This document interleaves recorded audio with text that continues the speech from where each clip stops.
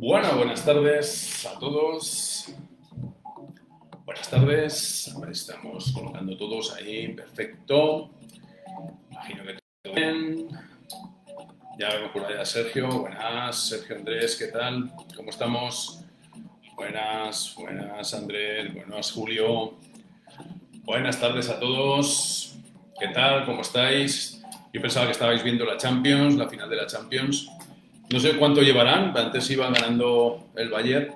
Me imagino que el Bayern no va a tener ningún problema en llevarse nada, ¿no? Buenas, Leo.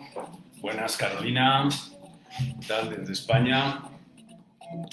Bueno, Dianich, ¿qué tal? ¿Cómo estamos? Bueno, buenas tardes a todos en esta edición de Café, ¿no? Café que esta vez quiero también que vosotros seáis protagonistas también, ¿vale? Quiero que... Voy a hablar de un tema muy curioso, que os va a gustar, ¿vale? Que es el tema del rendimiento, del nivel, ¿no? Del nivel de rendimiento y de qué factores depende, ¿no? Entonces, vamos a ver que me saquéis preguntas. Voy a dejar digamos, el tema lo suficientemente abierto para que me podáis preguntar, ¿de acuerdo? Quiero que suscite controversia, ¿no? Que vamos a hablar, ¿no? Bueno, vamos a bajar la música por aquí. Bueno, pues buenas tardes. Walter, ¿qué tal? ¿Cómo estamos? Saludos a los de Barranca. Bueno, pues ¿por dónde empezar, no? ¿Por dónde empezar? Hoy vamos a ver, quiero comenzar diciendo pues que va a comenzar el Tour de Francia, ¿no? Va a comenzar el Tour de Francia y como espectadores, algunos más sabios, otros menos sabios, lógicamente vamos a empezar. ¿Qué tal, Cristian? ¿Qué tal vas? Algunos vamos a empezar, digamos, va a empezar el Tour de Francia y nos sentamos delante de la televisión o delante del computador y empezamos a animar a nuestros corredores, ¿no? Empezamos a animar pues a Nairo, que nunca ataca, con perdón, porque yo soy pro Nairo, pro Nairo, perdón, pues a Egan también, este año que tenemos la oportunidad, ¿no? De tener tantos colombianos en el Tour, un Tour bastante, los que habéis visto el recorrido, un Tour bastante, con una orografía bastante parecida a Santander, como aquel que dice, ¿no? Tenemos una orografía pues, que en un principio puede hacer ver que pues beneficia, ¿no? A los escaladores frente a los que no son escaladores. Si bien es verdad que hacer un análisis concreto de todo el Tour de Francia, vemos que es prácticamente más escalador que no lo es, ¿no? Entonces, bueno, por un lado, cuando nos sentamos en la televisión, como iba comentando antes, cuando nos sentamos enfrente del televisor y empezamos a ver el Tour de Francia, lógicamente empezamos a animar a la gente, este no ataca, ¿por qué no ataca este? ¿Por qué ataca este? ¿Por qué siempre van a ritmo? Pues hoy lo que vamos a hacer es explicar un poco cómo funciona el tema de los ciclistas de competición que van a competir en el Tour, para ver un poco por qué la gente no hace el loco, ¿no? ¿Por qué la gente no ataca? ¿Por qué es tan aburrido el Tour, ¿no? O sea, porque muchas veces las etapas son tan aburridas, ¿no? Y es verdad, o sea, el ciclismo, desde que hemos comenzado con el tema de la tecnificación, con el tema de los datos, con el tema de los buenos aparatos, los buenos Garmin, los buenos Polar, los Brighton, GPS, toda la colección, Sunto, pues desde que hemos empezado a conectar tanta serie de datos, pues lógicamente el ciclismo se hace aburrido, ¿no? Y lógicamente es como un partido de fútbol, ¿no? Como en un partido de fútbol un equipo ya ha metido 2 goles y se repliega y se pone en plan defensivo porque ya ha ganado el partido, pues el partido se convierte en aburrido, ¿no? Y pues lo mismo sucede, digamos, en el ciclismo, ¿no? En el ciclismo hay unas normas que tenemos que saber todos, que todo depende de la energía, ¿no? O sea, el ciclismo, el Tour de Francia, es un deporte, cualquier ciclismo ya que tenga una carrera por etapas, es un deporte donde el ahorro de la energía es vital, ¿de acuerdo? Entonces tenemos que tener en cuenta que muchas veces no gana el que ataca, sino el que más retiene, ¿no? El que más energía guarda, ¿no? Porque hay que tener energía, porque hay que tener en cuenta que jugamos con muchos factores, ¿no? Uno de los factores es el factor recuperación de un día para otro, ¿no? Hay unos entrenamientos, ¿no? Nosotros que no podemos simular, ¿no? Esos entrenamientos, y muchas veces el que un corredor no haya dado de más, en que un Nairo o cualquier otro ciclista, o que un Froome o que cualquiera no ataque, significa que al día siguiente va a tener su musculatura en perfecto estado para aguantar otra vez otros ataques. Entonces eso lo tenemos que tener claro. Es un deporte de ahorro de energía. Entonces, ¿por qué es un ahorro de energía? Vamos a ver, como hemos dicho varias veces, y no podréis repasar en mi página web, hay algún vídeo o incluso algún artículo, alguna entrada de blog, donde pone acerca de los sustratos metabólicos a los cuales vamos quitando energía cuando vamos en marcha en la bicicleta, ¿no? Entonces, el pilar fundamental de nuestra energía viene, digamos, por dos puntos, ¿no? Digamos que viene un lado, digamos, la cantidad de entrenamiento, la resistencia, la fatiga que hayamos hecho en los entrenamientos para preparar ese evento, para preparar ese Tour de Francia. Hay una parte pequeña dentro de esos entrenamientos que sería, digamos, el factor genético, ¿de acuerdo? O vamos a llamarlo factor genético, vamos a llamarlo factor múltiple, ¿no? Donde pueden entrar, digamos, en la coctelera varias cosas, ¿no? ¿De acuerdo? Entonces, y por otro lado, tenemos la alimentación. ¿De acuerdo? El entrenamiento y la alimentación. Y por otro lado, pues vamos subiendo también la recuperación, ¿vale?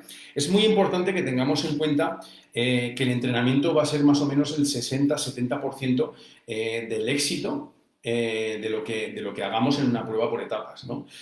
Siempre el hecho de haber entrenado para esa distancia y para esa prueba, nos va a dar la garantía de que nosotros vamos a tener el cuerpo preparado para ello.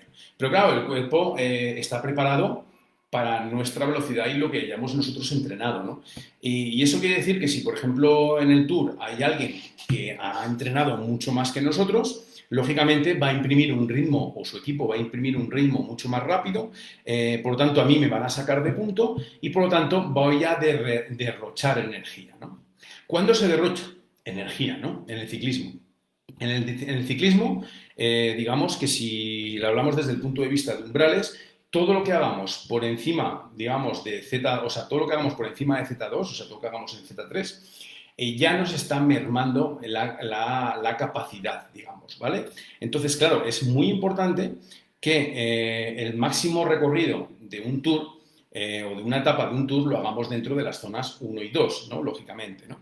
Y eso siempre lo hemos comentado, ¿no? Mientras los gregarios del equipo, mientras toda esta gente que está tirando, todo el equipo tirando, que van casi a tope, ¿no? Que van ahí en Z3, Z4 y se van quitando cada 15 minutos, fijaros muchas veces que coincide ese espacio de tiempo entre 15 y 20 minutos, normalmente lo que dura un corredor tirando, porque es donde está en Z4 y donde él aguanta a tope, ¿no? Donde puede aguantar a tope. Fijaros que eso no es por casualidad, sino que eso se lleva porque los sistemas, se tienen mucho en cuenta los sistemas metabólicos a la hora de empezar a correr, ¿no? Pero claro, mientras ese gregario va en Z4 y la mayoría del pelotón va en Z4, los líderes de los equipos, lógicamente, van en Z2 y muy probable en medio de la Z2, o sea, van muy, muy, muy, muy abajo, ¿no? Estamos hablando de 5 zonas, ¿de acuerdo? Entonces, ¿qué pasa? Que mientras no se lleva un ritmo lento, por tanto, hay gente que le cuesta saltar, por lo tanto, no hay fugas prácticamente, ¿no? Es un ciclismo, lo que hemos dicho, aburrido. Y entonces, claro, ahí nos llega la de esto de que por qué no ataca este, o por qué no ataca Nairo, o por qué no ataca Egan, o por qué no ataca Tan, ¿no? Primero, hay que decir que cada vez que hacemos un ataque y nosotros entramos en esas zonas peligrosas, estamos hablando de Z3, Z4, que tampoco es una zona exagerada, pero hay que decir que los ciclistas profesionales hoy en día rara vez van en Z5 más de 2-3 minutos, a no ser que sea una etapa reina donde se han jugado, digamos, los papeles. Eso lo podéis ver claramente como en el mundo profesional cuando se forma el autobús, ¿no? El autobús, normalmente se decía, ¿no? Cuando vamos ahí en el paquete, decían, vendo billetes para el autobús, tal, no sé qué. El autobús, digamos, es un pelotón donde van todos los que se van quedando de haber tirado el equipo o los que no quieren arriesgar ese día de etapa, ¿no? Y ese día nosotros vamos a una velocidad, pues a Z1, Z2 y subimos los puertos con la medida justa para no llegar fuera de control, ¿de acuerdo? O defendiéndonos de alguna manera también, que eso también hay que decirlo, defendiéndonos de que muchas veces ese pelotón lo que hace es que haya suficiente gente, que es una trampa, ¿no? Que haya suficiente gente para que no nos retiren a todos de fuera de control, ¿de acuerdo? Entonces hay que decir que esa gente intenta preservar su músculo, intenta preservar su cuerpo yendo en Z2, ¿no? Y subiendo los puertos Z2, Z3 para no, digamos, perjudicarnos y que al día siguiente podamos seguir con una nueva etapa, ¿no? Porque si os acordáis bien, en Z4 cada vez que estamos por encima de esos 20-25 minutos de manera seguida, ¿no? De manera seguida, nosotros podemos empezar a hacer daño al músculo, ¿no? Entonces, claro, un daño muscular, si por ejemplo nosotros estamos entrenando y hacemos un entrenamiento o una competición un sábado y después tenemos 2-3 días para poder recuperar, nosotros vamos a recuperar perfectamente ese músculo, ¿no? Pero en el Tour de Francia, o en la Vuelta a España o en el Giro Italia, no tenemos esas posibilidades. ¿De acuerdo? Lo que nos está pasando en esos momentos es que nosotros ya no vamos a tener tiempo para recuperar. Porque para recuperar tenemos que hacer un entrenamiento regenerativo. Y es que al día siguiente hay otros 200 kilómetros a toda caña porque el equipo del líder va a dedicarse o porque yo tengo que tirar para el equipo del líder o lo que sea. ¿De acuerdo? Entonces, hay que tener en cuenta que todo esto funciona, digamos, ya hemos dicho, sobre un 60% vamos a ir en torno al entrenamiento, ¿no? Y por otro lado también la alimentación, ¿no? La alimentación tiene que ser muy, muy, muy, muy, muy acorde a lo que estamos haciendo, ¿de acuerdo? Estamos sometiendo el cuerpo humano a un estrés enorme, o sea, un estrés enorme. O sea, nosotros hacer 4 o 5 horas en bicicleta a la velocidad que se hace y muchas veces con los puertos y los cambios que hay, los cambios de horario, los viajes que también influyen bastante, ¿no? El cambiar de sitio, el cambiar de viaje, las zonas digamos, el ir con el autobús o ir con el tren o ir cambiar el hotel, dormir en una cama que no te siente bien, beber un agua o coger frío, cualquier cosa, digamos, va a enturbiar ese descanso bueno que en un principio podríamos tener, ¿no? Si estuviésemos nosotros corriendo una vuelta en nuestra propia casa, ¿no? Y estuviésemos en nuestra casa y pudiésemos ir haciendo. Por lo tanto, se nos lleva una pregunta, ¿no? Que la vamos a trasladar a vosotros mismos cuando estamos con los amigos saliendo y subiendo un puerto, ¿no? ¿Hasta dónde podemos llegar? ¿No? ¿Hasta dónde llega el cuerpo humano? ¿No? Entonces, ¿el cuerpo humano hasta dónde llega? Pues el cuerpo humano llega, primero, hasta donde le ha llevado el volumen de entrenamiento que ha realizado, ¿de acuerdo? Si tú ese entrenamiento lo has hecho bien, lo has realizado bien, lógicamente, si no llevas mucho desgaste, vas a poder aguantar estas 3 semanas de trabajo, ¿vale? Porque has empezado a hacer ahí tu trabajo de volumen de kilómetros y de volumen de trabajo para poder hacerlo. El otro lado también va a ser la intensidad, ¿no? Hasta donde nos lleve la intensidad. Si nosotros la primera etapa vamos a tope, la segunda a tope y la tercera a tope, en la cuarta ya no vamos a aguantar más. Por lo tanto, o regulamos nuestra intensidad o no vamos a hacer nada, ¿no? Al cuarto día estamos ya fundidos y nuestro cuerpo falla y nos dice hasta luego y vete a otro sitio, ¿no? Que esa puede ser a lo mejor la razón por la cual, pues, Chris Froome y toda esta gente no va a correr el Tour, ¿no? No va a correr el Tour porque se ha dado cuenta de que el volumen de entrenamiento que han llevado no es el acorde para, digamos, la carrera que van a correr, ¿no? Y prefieren entrenar un mes más, hacer ese volumen que les puede faltar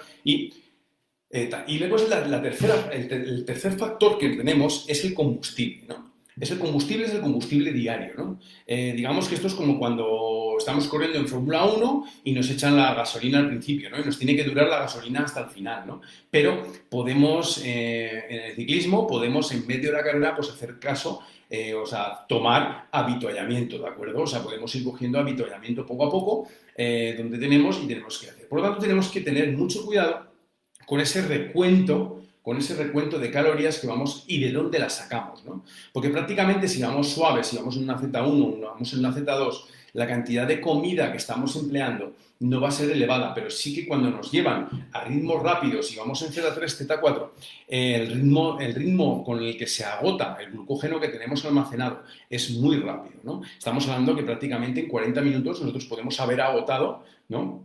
Prácticamente todos los depósitos de glucógeno, ¿no? Y muchas veces nos pensamos que tomando un gel, ¿no? El otro día hablándolo con un chaval que cuando fuimos a Panachi estábamos hablando de, no, es que me tomo un gel y tal. O sea, tú te puedes tomar un gel, sí, porque es mejor que una barrita, sí, vale, pero es que tenemos que tener en cuenta la intensidad con la que estamos subiendo, ¿no? Porque muchas veces un gel lo único que te va a hacer es una falsa sensación, a lo mejor unido con la cafeína, una falsa sensación de euforia que luego a la vuelta pues te lo vas a pagar carísimo, ¿no? No caro, no carísimo, ¿no? Y esto es lo que tienen muy claro y esto es lo que diferencia el ciclismo profesional del ciclismo amateur, ¿no? Cuando tú te sientas, el amateur se sienta a ver la televisión, solo quiere que ataquen, que tal. Lógicamente, yo también, a mí me gusta que ataquen, a mí me gusta que metan caña, a mí me gusta pues un ciclismo pues como cuando corría Pantani, ¿no? Un ciclismo cuando Lucho Herrera o, por ejemplo, es que esa época era muy buena, ¿no? Fiñón, Delgado, Denis Rux, o sea, toda esta gente, o sea, eran unas etapas realmente, hasta con Indurain, ¿no? Empezó a ser un poquito más aburrido, pero era muy divertido cuando nosotros íbamos viendo cómo atacaban, contraatacaban, tal. Ahora el ciclismo no, ahora el ciclismo se ha convertido en una máquina de ritmo. Es un tren en el cual los buenos van en Z2 y los que no son tan buenos van en Z3, Z4 y eso les hace falta, les hace quitarse, digamos, irse hacia la cola en el momento de la competición. Y esto sucede, digamos, también lo mismo, lo que pasa es que no somos conscientes en el ciclismo recreativo. Que es a lo que iba. Cuando nosotros vamos a subir un puerto de 20 kilómetros, ¿no? Vamos a ponernos una subida de 20 kilómetros donde todo el mundo empieza con muchas ganas, ¿no? Pero claro, cada uno, lo primero que tenemos que haber hecho es interiorizado cuánto hemos entrenado, ¿no? ¿Qué volumen de kilómetro vamos a hacer hoy? ¿Cuánto estamos haciendo entre semana? Si nosotros entre semana estamos haciendo una hora y media de trabajo y el fin de semana, el sábado, vamos a subir ese puerto de 20 kilómetros, pero encima vamos a tener el factor de que vamos a hacer 6 horas, cosa que no estamos acostumbrados por el volumen de tiempo. Lógicamente, una vez que pasen las 3 horas y media, vamos a tener una carencia de volumen de entrenamiento. Por lo tanto, a partir de esas 3 horas nosotros vamos a tener un problema, ¿de acuerdo? Vamos a tener un problema. Por lo tanto, no podemos derrochar energía, ¿no?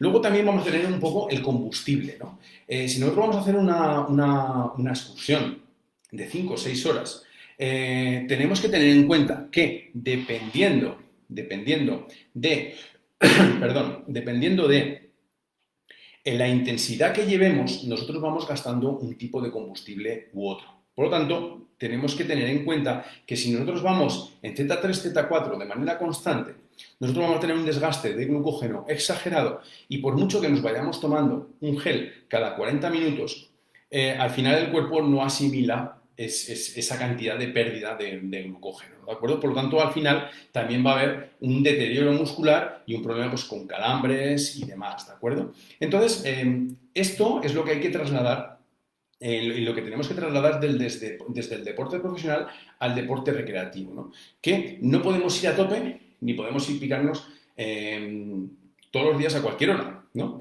Entonces, bueno, esa es la visión que os quería hacer. No sé si ha quedado claro, porque es lo que quería que os suscitase también un poquito de interés, a ver qué preguntas, porque esto ya es una cuestión vuestra, ¿no? De decir, ¿qué pasa con esto, ¿no? ¿Y por qué cuando salgo yo me pasa esto? ¿Por qué cuando salgo, pues vamos a analizarlo, ¿no? Vamos a hacerlo con casos reales como los vuestros, ¿no? Y vamos viendo, ¿no? Mira, aquí tenemos un caso, por ejemplo, ¿no? Me dice que es que en las pruebas, por ejemplo, cuando hace pruebas de competición, pues que normalmente pues que le pegan calambres, ¿no?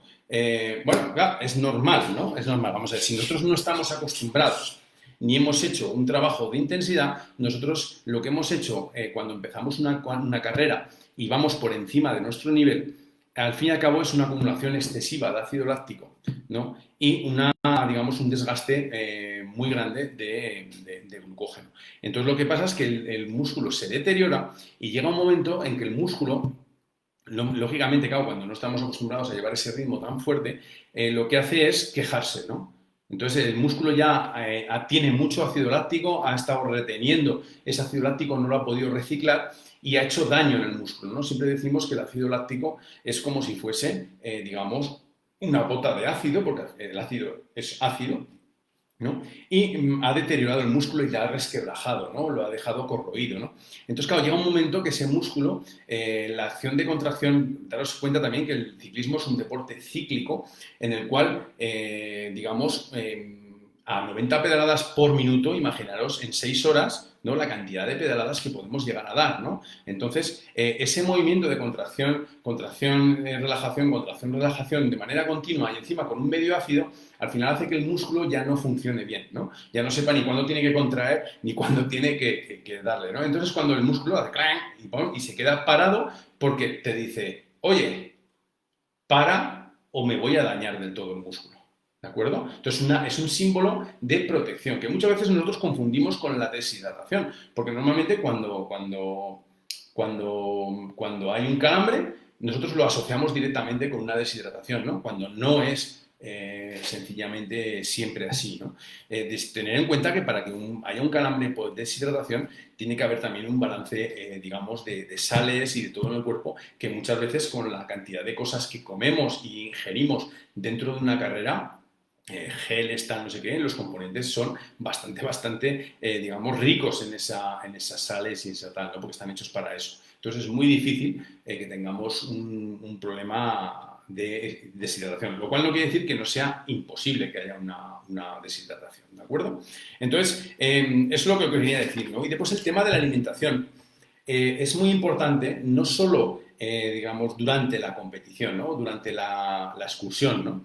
Porque, claro, tenemos que tener en cuenta que hay, dentro de la nutrición tenemos dos tipos, digamos, la nutrición, digamos, de gasolina, la nutrición que siempre llamo de fueling, ¿no? La nutrición de lo que vamos a entrenar. Tenemos que aportar la energía extra, tenemos que rellenar ese depósito, como en la Fórmula 1, tenemos que rellenar ese depósito para que lleguemos hasta el final de la carrera, ¿no? ¿De acuerdo? O por lo menos hasta que tengamos nosotros pensados meterle esa reserva de comida que le vamos metiendo.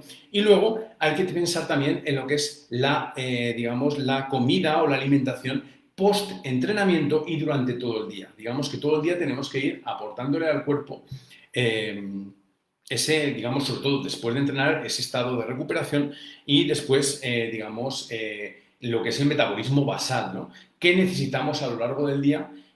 Para dormir no necesitamos hidratos de carbono, ¿no?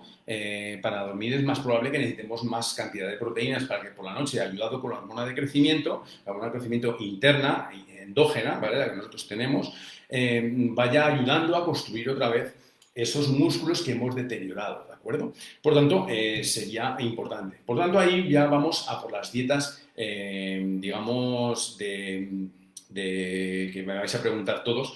Nosotros vamos a por las dietas de ayunos intermitentes, ¿no? En una dieta de ayuno intermitente no la podemos hacer si no mezclamos y conjugamos el entrenamiento dentro de ella. O sea, cuando nosotros vamos a hacer una dieta intermitente, un ayuno intermitente, nuestro nutricionista tiene que tener en cuenta nuestros periodos de entrenamiento. Y lógicamente cuando tengamos un entrenamiento y nosotros estemos bajo un periodo de ayuno, nuestro entrenamiento tiene que ser acorde con ese tal. ¿Por qué? Porque la dieta, hemos dicho que la dieta no solo tiene que es uno de los pilares fundamentales del entrenamiento, ¿vale? Porque en la dieta tiene que darnos tanto la gasolina, nos tiene que dar tanto el fueling para poder, digamos, mover ese motor, ¿no? Nos tenemos que meter ese depósito para poder echar de las grasas y de los carbohidratos para poder producir energía y luego, ¿vale? Tenemos que tener esa recuperación, esos elementos, esos ladrillos, ¿no? Que es la proteína, que son los aminoácidos, los becas, ¿vale? La glutamina, esos ladrillos que tenemos para recomponer ese entrenamiento. Y lógicamente ese entrenamiento, a más duro que haya sido ese entrenamiento, nosotros tenemos que echar más mano, ¿vale? De esos ladrillos, ¿no? Por tanto, un entrenamiento duro, un entrenamiento de series, una competición, como puede ser un Tour de Francia, ¿no? Volvemos a Tour de Francia, tenemos que meterle justo, en el momento justo de haber acabado, o incluso en los momentos justos después de, digamos, haber coronado esos puertos de montaña tan duros. Tenemos que meterle esos ladrillos, ¿no? Esos ladrillos que son los becas, ¿no? Los becas o la proteína, ¿no? Dentro de ahí para poder, digamos, reconstruir esos ladrillos. Hay que decir que en competición, cuando estamos en competición, muchas veces, aunque usemos las becas, aunque usemos glutamina, aunque usemos aminoácidos, al fin y al cabo, o proteína, primero tenemos que tomarlas predigeridas para que nos haga efecto y la podamos mandar rápidamente al torrente sanguíneo, pero luego también tenemos que tener en cuenta de que el cuerpo tiene que elegir entre hacer ejercicio o hacer digestión y que muchas veces no es el momento propicio, ¿no? Esto es, no sé, ¿cómo lo podría poner un ejemplo, ¿no? Esto es, imagínate tú que tienes mucha sed y te has bebido 2 litros de agua seguidos, ¿no? Pero resulta que tú tenías que haber bebido sales, ¿no? Y en ese momento, cuando tú te has acabado ya 2 botellas de litro de agua, te viene una persona y te dice, no, toma esta botellita pequeñita que es con sales, ¿no? Que es una bebida isotónica, ¿no? O una bebida hipertónica, ¿no? En el caso de que sea de sales, ¿no? Y tú dices, no puedo porque es que ya tengo la tripa llena de agua, entonces ya no puedo beber más porque me va a sentar mal, ¿no? Entonces, muchas veces la cantidad no nos va a dar la calidad, ¿no? Muchas veces ese agua que ha entrado dentro del organismo, que hemos bebido porque teníamos muchísima sed, no nos va a hacer el efecto deseado, ¿vale? Nos ha calmado el factor sed, pero nos hacía falta dar. Por lo tanto, hay que tener en cuenta que por eso los pulsómetros y los ciclocomputadores modernos tienen esas cualidades de poder, digamos, regular cuánto tiempo llegamos en cada zona o en qué zona estamos trabajando. Eso lo tenemos que aprovechar, es una información muy valiosa que nos va a dar, digamos, valor a nuestro entrenamiento y no caer, ¿no? Por tanto, esto es como cuando vamos en una excursión y pasamos a un hombre o pasamos a un grupo y el grupo pues se encuentra mal porque nos ha pasado, ¿no? O sea, y empezamos a tirar otra vez y vamos a ir jadeando, intentando pasarlo otra vez, cuando realmente ahí estamos haciéndonos mal, ¿no? Sí que, como alguna gente me ha comentado muchas veces, no, es que yo mi ciclismo es recreativo, ¿no? Cada uno es libre de matarse como quiera, ¿no? O si me quiere matar con un revólver o con una soga o subiendo un puerto de 20 kilómetros a tope, ¿no? Cada uno puede matarse como quiera, ¿no? Pero sí que tenemos que tener en cuenta las intensidades a la hora de salir, ¿no? ¿Por qué? Porque, Vigar, vamos a ver, si 2 ciclistas parten con el depósito lleno, imagínate que mis manos, ¿no? son el depósito, ¿no? Y, digamos, son 5, cada uno tiene 5 rayitas de depósito, ¿no? Y resulta que el ciclista 1, pues tiene menos kilos, ha entrenado más, ¿no? Y va adelante el ciclista 1, pam, pam, pam. Vale, el ciclista 2, ¿vale? En vez de ir en Z1, Z2, que va el ciclista 1, va en Z3. Por lo tanto, está gastando cada vez más combustible. Quiere decir que si nosotros, vamos a ver si se ven las dos manos ahí, nosotros van pasando los kilómetros y como este va en Z4, ¡pum!, se le va acabando una rayita de combustible, ¿no? Sí, se le acaba otra rayita y en este momento este ya le va por la mitad, ¿no? Se le acaba la rayita de combustible y este se le ha acabado una, ¿no? Y veis que la velocidad de ir pasando, cuando este se le ha acabado toda la energía, a este todavía le quedan 3 rayas de energía, ¿no? No sé si me hago entender con este ejemplo, ¿no? Quiere decir que los depósitos, ¿vale? Conforme vayamos más alto de pulsaciones, conforme vayamos más alto nosotros de esfuerzo físico, las reservas de glucógeno que hemos ingerido antes, eso sí hemos ingerido, claro, lógicamente, si salimos en ayunas, pues las reservas van a ir más abajo, lógicamente, ¿no? Pero vemos que mientras el ciclista 1 está en Z1, que está usando sus grasas, y aunque tengamos un 5% de grasa, aunque tengamos un 4% de grasa, un 4% es mucho peso, estamos hablando de 4 kilos de peso, de 2-3 kilos de peso en una persona normal, ¿no? Nosotros vamos tirando de las grasas y esta energía no decae. Cuando nosotros vamos por encima de nuestro nivel, cuando vamos ya por encima de Z2 alta y Z3, nosotros vamos gastando esos combustibles de glucógeno muchísimo más rápido. Por tanto, el ciclista A, el profesional que va guardando en el grupo, el Egan Bernal, el Nairo, ¿no?, que va ahí, ¿no?, mientras el equipo les van gastando así, él va ahí porque no está gastando energía. El ciclismo, recordad, es un deporte de ahorro de energía. Gana el que más ahorra, ¿vale? ¿De acuerdo? Por eso también solo se tira más o menos al final, ¿no? ¿De acuerdo? Entonces, vamos a seguir con este tema, ¿no? O sea, nosotros vamos a ver tal. ¿Qué pasa? Que cuando nosotros estamos hablando ya de longitudes de tiempo, también influye lo que es el factor entrenamiento, el haber entrenado, el haber hecho suficiente volumen de tiempo en horas para poder realizar ese trabajo, ¿de acuerdo? Entonces, bueno, podéis ir empezando y podéis ir empezando a hacerme preguntas. Ya hemos dicho que hoy quería que me preguntaseis vosotros cualquier duda que tengamos ahí al respecto sobre este tema, ¿no? Y sobre todo es eso, ¿no? Es decir, hay muchos pilares del entrenamiento. O sea, hay que tener muchas veces muchos factores hay muchos factores fuera del entrenamiento, ¿de acuerdo? Estamos hablando de que no solo la alimentación es uno muy importante, ¿no? Pero la alimentación va ligada al entrenamiento también, ¿no? Y a la genética, ¿no? Ya hemos dicho que dentro de la genética vamos a incluir también factores externos a la genética, ¿no? Pero sí que es necesario tener esto, ¿no? Digamos. Luego ya conforme vamos acercándonos a edades más maduras, digamos a partir de los 45 o 50 años, tenemos que tener en cuenta que no podemos también hacerlo como si tuviésemos 20 años, ¿no? Tened en cuenta que nuestro sistema hormonal ha decaído, ¿no? Entonces, vamos a ver, nosotros vamos produciendo cada vez, vamos segregando menos hormona de crecimiento conforme vamos haciéndonos mayores, ¿no? Entonces, ese descenso de la hormona de crecimiento hace que por la noche nosotros no recuperemos tanto como cuando teníamos 20 años, ¿no? Eso es en terapias, en muchas clínicas anti-envejecimiento de Estados Unidos, se emplea la hormona de crecimiento exógena, ¿no? Junto con lo que sería la testosterona exógena también, como factor de anti-envejecimiento. ¿Por qué? Porque perdemos, digamos, la segregación de la hormona de crecimiento, la vamos perdiendo a lo largo de los años, ¿vale? Y es lo que nos hace envejecer, es uno de los factores que nos hace envejecer, y después la testosterona es la que nos hace perder, digamos, esa recuperación y ese tono muscular, ¿no? Hace que nosotros, conforme tengamos más años, vamos perdiendo ese tono, ¿no? Por tanto, también a la hora de entrenar, lo que hemos comentado antes, a la hora del factor entrenamiento, a la hora de elegir nuestras competiciones, vamos a ver cómo un ciclista de más de 50 años va a sufrir mucho o su organismo va a tener mucho más deterioro si nosotros lo dejamos competir con 50 años, ¿no? En comparación de, por ejemplo, un ciclista de 19, 20 años, ¿no?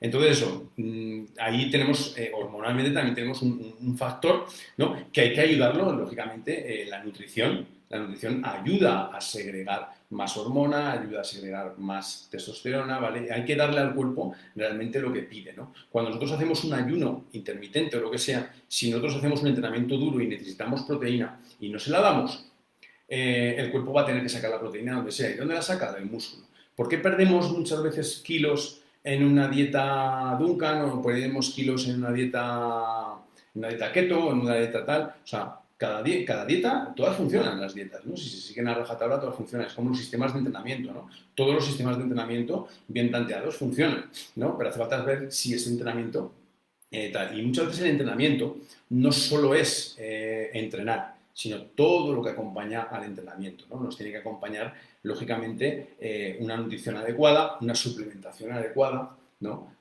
Muchas veces tenemos que tenerlo eso muy, muy, muy en cuenta porque es casi más importante que un propio entrenamiento, ¿no?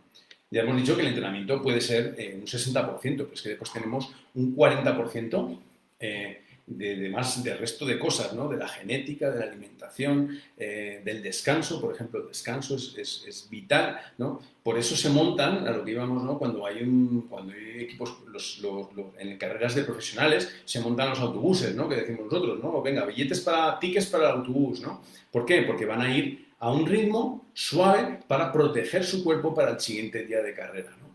Lógicamente, correr una carrera por etapas, no sé si de los que estáis hablando aquí habéis tenido la suerte o la mala suerte de correr alguna carrera por etapas.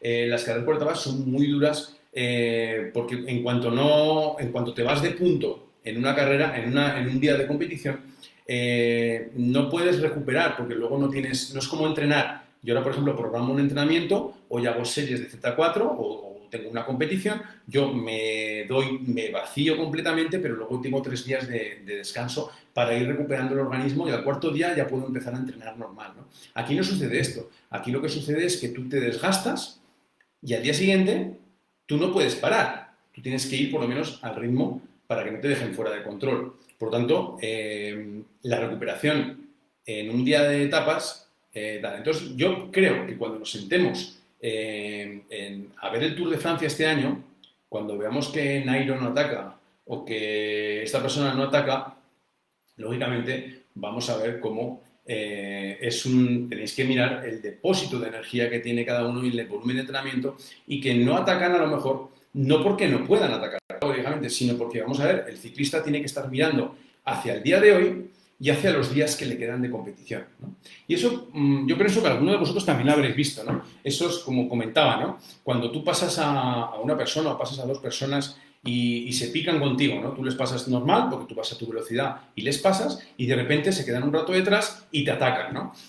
Pero resulta que te sacan 10 metros y al cabo de 1 kilómetro pues se quedan otra vez fundidos, ¿no? Porque han ido por encima de su nivel, ¿no? Pues ahora imagínate eso, que al día siguiente tuviesen que salir también al mismo nivel. Ese desgaste que has cometido, ese ir a tope y desfallecer, ¿no? Lo vas a pagar muy caro los siguientes días de competición. Tan caro como que, vamos a ver, muchas veces los problemas que hay gastrointestinales y problemas similares suelen venir por ese mismo tema, ¿no? Suelen venir por el tema de que el cuerpo ya está en un desgaste tal que no podemos evitar, digamos, que salga una diarrea o que salga un malestar o que no salga, bueno, cualquier cosa, ¿no? En una competición, pues, lógicamente, siempre cualquier infección, cualquier cosa, lo que hemos dicho, ¿no? Dormir cada un día en un sitio, beber agua fresca o un bidón que has cogido tú de otro, bueno, muchas veces pues la temperatura, todo esto hace que... Eso. Bueno, estáis muy callados, chicos, os veo súper callados. No sé por qué estáis tan callados. Era un tema interesante, he nombrado de todo, he nombrado la dieta intermitente, o sea, el ayuno intermitente y tal, y no me estáis consultando ninguna pregunta sobre ¿es bueno salir en ayunas? Bueno, más cosas podemos decir. Bueno, vamos a ver, ya sabéis que no estoy conectando actualmente todos los días porque estamos trabajando ya aquí en el gabinete, ¿vale? Sí que también, vamos a ver, mira, un tema que habíamos tocado esta semana, además, con un pupilo mío, habíamos trabajado el tema de la posición en la bicicleta, ¿no? Y la bicicleta en sí, ¿no? Muchas veces no hacemos buena elección, no se hace no hay buena elección cuando elegimos una bicicleta, ¿no? Precisamente porque, o bien porque nos gusta una bicicleta y compramos la bicicleta que nos gusta, o bien porque no nos aconsejan bien, ¿no? De cara a vuestra próxima elección de bicicleta, yo sí que recomendaría que hagáis un análisis de vosotros, ¿no? ¿Qué tipo de ciclismo estáis vosotros haciendo, ¿no? Si estáis haciendo un tipo de ciclismo recreativo o estáis haciendo un tipo de ciclismo de competición, ¿no? O, por ejemplo, si estáis haciendo un ciclismo, digamos, de continuo, de tal, o tenemos algún tipo de molestia, ¿no? Mucha gente tiene molestia. El otro día hablando, pues, precisamente con el caso este, ¿no? De la espalda, ¿no? O sea, los problemas de espalda que suele haber muchas veces en la competición, ¿no? O sea, en la competición, en la bicicleta, ¿no?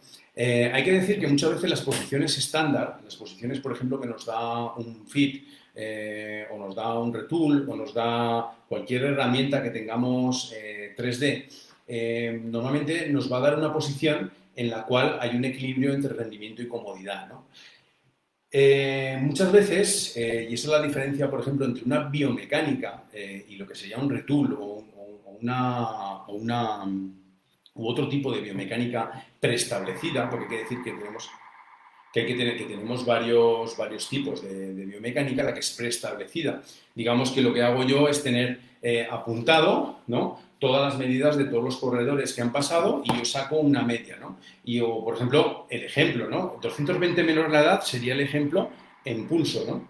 Y, por ejemplo, aquí sería la medida de la entrepierna por 0,86, pues sería la medida o el ángulo de 145, de 150 a 160, que nos hace la pierna cuando la tenemos abajo, etc, etc, etc, ¿no? Nosotros cuando hacemos una biomecánica, hay que decir también que hay que tener en cuenta muchos factores, ¿no? Por ejemplo, uno de los factores que tenemos en cuenta, yo voy siguiendo hablando, como no, Dan, ahora sí que me ha hecho una pregunta por aquí. Cuando nosotros estamos, digamos, en un ciclismo de competición, se supone que tenemos 19, 20 años, nuestros factores, digamos, de recuperación y tal, no tenemos muchos problemas, ¿no? Y prácticamente podemos llevar la bicicleta con la medida que queramos, que nos va a hacer. Entonces, cuando nosotros hacemos un análisis biomecánico a una persona que sea de competición, nosotros lo que vamos a buscar es una efectividad en la pedalada. ¿Cómo se busca una efectividad en la pedalada? Pues lógicamente mirando primero sus longitudes de fémur, tibia, etcétera, ¿vale? Y también lo que tenemos que buscar es qué cantidad de musculatura o qué elasticidad tenemos en la parte antagonista, la agonista y antagonista, para ver de dónde procede la mayor parte de la fuerza, porque muchas veces una posición normal, una posición estándar en un ciclista, pues le hace, digamos, no tener, digamos, efectividad, ¿no? Frente al tal, ¿no? Por ejemplo, si una persona tiene más fuerza en glúteos y tiene más fuerza en la parte posterior de la pierna, digamos, en la zona ascendente, lo que sería la fase ascendente del pedaleo, lo que podemos hacer es exactamente, esperaos un momento, voy a cerrar la ventanita, que se oye mucho ruido por aquí.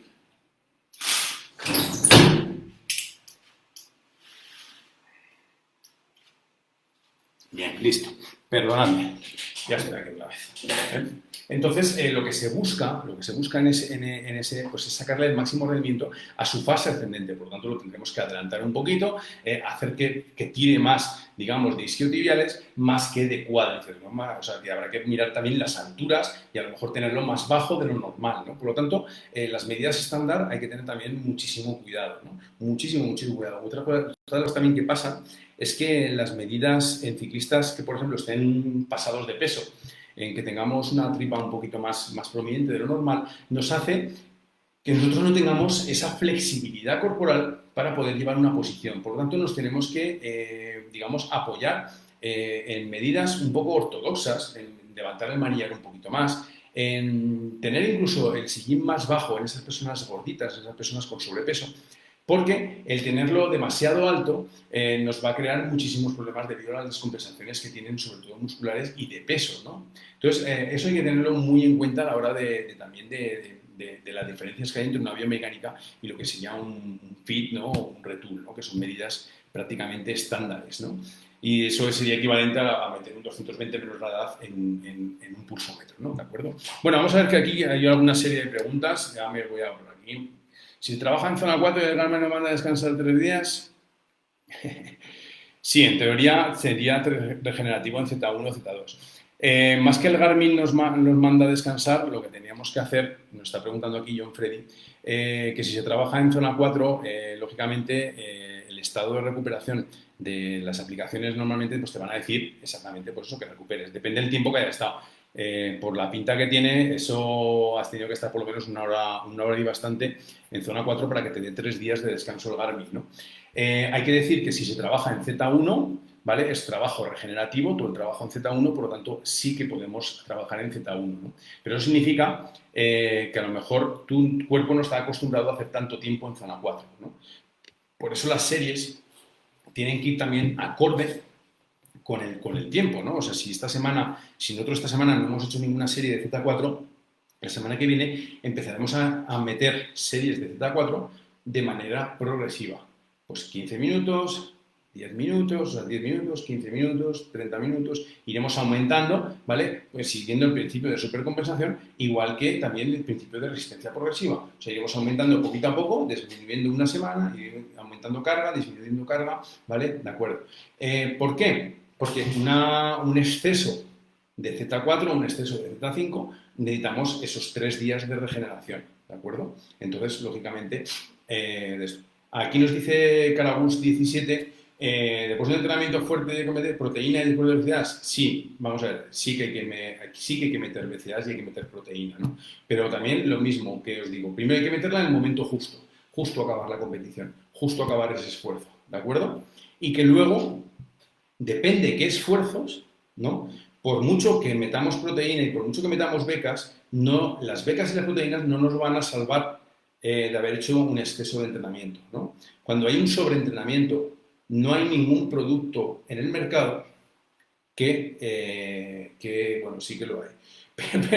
Pero sí que lo hay, pero tampoco lo acorta. O sea, lo que hace es acortar el tiempo. Digamos que si nosotros echamos mano a un recuperante químico, ¿no? Un recuperante químico, estamos hablando pues de torno pues, a algún anabolizante, ¿no? Incluso hormona de crecimiento, ¿no? Pues ese recuperante que nosotros vamos a tomar después de la competición nos va a hacer que recorte el tiempo si por ejemplo en el Garmin te pone 3 días, pues que a lo mejor en un día y medio nosotros podamos recuperar y podamos volver a entrenar, ¿no? Entonces, por eso hay que tener en cuenta muchas veces también que cuando usamos productos dopantes, usamos productos químicos, digamos, no estipulados, no reglados, ¿no? Tenemos que tener en cuenta también lo que hacemos con ellos, ¿no? Porque muchas veces no es hacer lo que quieras, ¿no? Sino que tenemos que tener en cuenta un poquito nuestra propia fisiología y el desgaste corporal que vamos a tener cuando estamos haciendo esto, ¿de acuerdo? No sé si queda ya... la creatina, nos dice Carolina, ¿no? La creatina, primero, la creatina, hay gente que le sienta bien, hay gente que le sienta mal, ¿no? O sea, yo he podido ver varios casos, ¿no? La creatina normalmente siempre se va a emplear por épocas de carga, ¿de acuerdo? Siempre yo recomendaría, pues, por ejemplo, si no es para competición, que es para ejercicio normal, ¿no? Pues hacer un periodo de un mes, mes y medio con una carga de creatina, ¿vale? Por la mañana y antes de entrenar, ¿de acuerdo? Hay gente que la está tomando después de entrenar, pero yo lo que haría sería una combinación de creatina y glutamina o becas después de entrenar, ¿de acuerdo? O sea, tomando la creatina en la dosis por la mañana cuando te levantas para tener esa recarga extra de creatina, ¿de acuerdo? Y luego, cuando hacemos el final del entrenamiento, antes del entrenamiento lo tomamos con un poquito de zumo de uva, ¿no? Pues con alguna que tenga un índice glucémico ahí medio, ¿no? Para que nos ayude a producir un poquito más de energía y luego después del entrenamiento, ya que la creatina nos tiene, digamos, como más depósito para hacer ese ejercicio fuerte extra, digamos que la creatina vale para ejercicios anaeróbicos, no vale para ejercicios aeróbicos, ¿de acuerdo? Ojo también con esto. Digamos que la creatina nos valdría para ejercicios anaeróbicos alácticos, más que eso, o sea, en ejercicios muy intensos, ejercicios que van desde 1 minuto a 2 minutos, ¿no? Entonces, por lo tanto, ahí es donde nosotros vamos a tener ese uso de la creatina, ¿no? Por tanto, la creatina dentro de lo que es el deporte, digamos, de ciclismo de competición, está muy entre que las personas cada uno asimile la creatina como puede, ¿no? O como su organismo, digamos, lo quiere. Y luego después, que cada cuerpo, digamos que cada deporte la creatina es buena, por ejemplo, en el momento que estemos nosotros en una carrera y necesitemos saltar, necesitemos pegar un hachazo para irnos, disputar un sprint, entonces, ahí sí que sería bueno, pero por ejemplo en un deporte constante, como por ejemplo podría ser escalar en la etapa reina del Tour de Francia, ahí la creatina sí que no va a tener mucho sentido, ¿de acuerdo? Entonces, creo que Carolina, no sé si he recibido, es entendido, si no me preguntas otra vez. Aquí Juan Carlos, un saludo. ¿Cuánto varían los porcentajes de los macronutrientes en un entrenamiento? ¡Ah! Buena pregunta. Yo eso además lo tengo en una diapositiva y me vais a permitir que la haga, ¿no? Más que el periodo de entrenamiento, más que el periodo de entrenamiento, tendríamos que mirar, vamos a ver si lo tengo por aquí, que no recuerdo dónde lo tengo, según la época de... Vamos a ver, lógicamente, siempre estamos hablando del fueling, ¿de acuerdo? Siempre hago verdadero hincapié en el fueling, ¿no? Muchas veces hay que alimentarse más a diario, ¿no? Dependiendo de lo que queramos hacer a diario, más que una alimentación enfocada desde todos los días igual, ¿no? Realmente todos los días nos tendríamos que alimentar de manera diferente. Nosotros si vemos, a ver si lo puedo, cardiorrespiratorio, a ver, es que además yo tengo una diapositiva que lo dice todo bien claro. A ver si la podemos tener aquí. Power, physics, pedal stroke. A ver. No, a ver. Pero sí que os iría diciendo que dependiendo de cada vamos a ver aquí, antidopaje, a ver si podemos encontrar esta diapo, que lo pongo bastante claro. Si no, os la pondré después en abierto, porque sí que me gustaría que tengáis cardiorrespiratorio. Oye, porque no tengo aquí la diapositiva de esta aquí. Un segundito. A ver si la puedo training, mesociclo. No.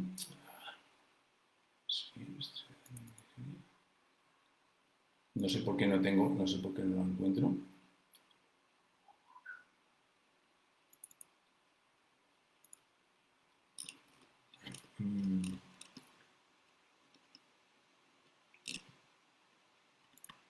Bueno, en resumidas cuentas, vamos a ver, quería haber hecho esta, esto, si no, yo os lo colocaré, eh, digamos, no, pues no lo encuentro. No os quiero hacer perder el tiempo, ¿no? Voy a mientras voy hablando, voy a intentar ir buscando aquí un poco esto, ¿no? Dependiendo del entrenamiento, ¿no? O sea, si le hacemos caso, yo lo haría directamente, Juan Carlos, dependiendo de lo que vamos a hacer, ¿no? Si nosotros vamos a hacer un entrenamiento donde vamos a utilizar los recursos de hidrato de carbono y grasas, que sería un entrenamiento entre Z1, Z2, un entrenamiento de larga duración, un entrenamiento de base aeróbica, nosotros, en teoría, tendremos que comer, tenemos que meterle al cuerpo lo que vamos a utilizar, ¿no? Que son hidratos de carbono y grasa. Por lo tanto, nosotros antes de un entrenamiento, ¿no? Debemos de meterle hidrato de carbono largo, o sea, digamos, de índice glucémico bajo, para poder ir, digamos, disponer de esa energía de manera, digamos, alargada, ¿no? Digamos, de long-term energy, ¿no? O sea, digamos, vamos a ir, digamos, cogiendo la energía poco a poco, ¿no? Claro, lógicamente, si nos comemos un banano o nos comemos un kilo de azúcar, lógicamente vamos a disponer de esa energía de manera inmediata, pero no nos va a dar, digamos, la energía larga en el tiempo, ¿no? Y entonces, cuando nosotros hacemos un entrenamiento de fondo, ¿vale? Tendríamos que irnos hacia, digamos, grasas vegetales, por ejemplo, pues tipo cereales, perdona, tipo frutos secos, digamos, ese tipo de grasa, queso, por ejemplo, pues una grasa que no sea una grasa trans, lógicamente, ¿no? Y metemos ahí los hidratos de carbono lentos, ¿no? Arroz, pasta, patata, todo esto, digamos, cereales que vamos liberando poquito a poquito, ¿no? Lógicamente, cuando hacemos entrenamientos intensos, ¿no? Sabéis que cuando nosotros hacemos ejercicios más intensos vamos a necesitar más hidrato de carbono, ¿no? Necesitamos el hidrato de carbono más rápido. Por tanto, un hidrato de carbono rápido, como por ejemplo puede ser el azúcar, ¿no? O puede ser un banano, nos va a disponer esa energía de manera inmediata, ¿no? Entonces, por ejemplo, cuando vamos a hacer series intensas, ¿no? Y vamos a hacer, sería un buen momento para antes de esas series tomar hidrato rápido, ¿no? Digamos que dentro de los hidratos de carbono tenemos los hidratos de liberación lenta y los hidratos de liberación rápida, ¿no? Digamos que pues ahí es el momento, son el momento de meterle ese pequeño, ¿no? Respecto a los... Joder, y mira, soy pesado, ya sabéis cómo soy los que me conocéis. Y no encuentro esa diapo. Pero, por ejemplo, es que hasta que no la encuentre no voy a parar. Lo siento mucho, ya sabéis cómo soy de cabezón, por eso soy maño y...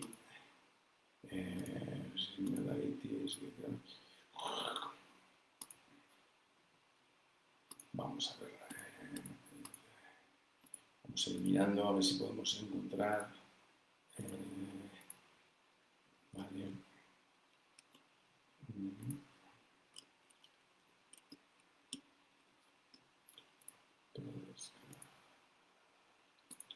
A ver si podemos encontrar Vale, vamos a ver, ahí, vamos a ver, ya he encontrado más o menos lo que quiero buscar, ¿no? Aquí me estáis diciendo, por ejemplo, también el tema, Diego, de la espirulina. La espirulina es un alga, hay gente que le está funcionando bien, yo tengo a un corredor que está tomando y bien, bueno, dos corredores, además uno español y otro colombiano, dicen que les va muy bien. Yo la he probado, a mí no me ni sí ni no, o sea, no me hizo nada, pero vamos a ver si la tomas y lo notas, pues lo mismo que la creatina, ¿no? Hay gente que le hace, hay gente que no lo hace y hay gente que le sienta mal el estómago, ¿no? Entonces, perfectamente, si ves que te gusta, o sea, que te gusta, que te sienta bien, ¿vale? Pues usarla, ¿no? Aquí nos dice, saludos desde Colombia, buenas, desde Colombia también, nosotros en otro lado, pero bueno, vamos a ver. Entonces, vamos a ver lo que estamos diciendo, ¿no? Cuando nosotros estamos hablando, vamos a ver, a ver, si es que tampoco es esta la respuesta. Bueno, hay que decir que hay que, en entrenamiento, por ejemplo, a nivel profesional sí que se mira muchísimo más esto, ¿no? Pero, por ejemplo, en una dieta diaria, ¿no? Depende de la intensidad de entrenamiento. Nosotros podemos decir un entrenamiento fácil, ¿no? Un entrenamiento moderado, un entrenamiento de endurance, un entrenamiento duro, ¿no? Y un ultra duro, una competición. Dependiendo de eso, vamos a necesitar más carbohidratos, ¿no? Estamos hablando que, por ejemplo, estamos hablando antes de empezar, ¿no? Lo que es el fueling, ¿no? El carbohidrato, por ejemplo, que podemos usar en torno a un día de entrenamiento suave, ¿de acuerdo? Pues va en torno a 3-5 gramos por kilo lo que podemos ingerir ese día, ¿no? Pero, por ejemplo, cuando nosotros vamos a hacer un entrenamiento de series ultra, series en Z5, esas series de diente de sierra de 30 segundos, de 15 segundos a tope, nosotros podemos necesitar de 8 a 12 gramos por kilo de carbohidrato, ¿de acuerdo? Entonces, fijaros la diferencia que nos vamos a más del doble de carbohidrato un día de entrenamiento duro de intensidad a un día de entrenamiento suave, ¿no? Lógicamente, la hidratación también va en función de eso, pero también va más en función de la temperatura, ¿no? Lógicamente, tener en cuenta que contra más carbohidrato metemos, más agua tenemos que meter, ¿vale? Un gramo de carbohidrato necesita varios gramos, unos 5 gramos de agua para poder disolverse, ¿no? ¿De acuerdo? Por eso muchas veces también si tomamos carbohidrato y no bebemos agua, ese carbohidrato es como si no lo tomásemos, ¿no? Muchas veces puede pasar en una competición que tú te comas una barrita y no te haga nada, ¿por qué? Porque no has metido el agua suficiente, ¿no? Aquí nos dice Carabust, un suplemento preentreno para absorción rápida o cuando utilizara sus productos preentreno y está bien utilizado como desayuno. Bueno, una cosa es un suplemento preentreno, ¿vale? Un suplemento preentreno no suplementa, valga la redundancia, a lo que es la comida sólida, ¿vale? Por ejemplo, si nosotros nosotros hacemos un entrenamiento y 1 hora y media antes nos hemos comido unos cereales porque vamos a hacer ese entrenamiento largo, ¿vale? Ese entrenamiento moderado largo. Nosotros hemos comido, pues vamos a ver, si estamos hablando, pues vamos a meterle 4 gramos por peso, pues un ciclista de 70 kilos, pues más o menos le mete unos 250, unos 300 gramos de carbohidrato, ¿no? O sea, lo que sería un plato, bien, pues de arroz, de avena, ¿vale? De tal, ¿no? Le metemos ahí ese suplemento, ¿no? Antes de entrenar, sí que le vamos a meter el preentreno, pero siempre le tenemos que haber metido 1 hora y media antes para tenerlo disponible, ¿de acuerdo? En tal, ¿no? El preentreno, depende de qué preentreno, porque vamos a ver, hay preentrenos que están hechos para culturismo y están hechos para gimnasio y hay preentrenos que están hechos para ciclismo.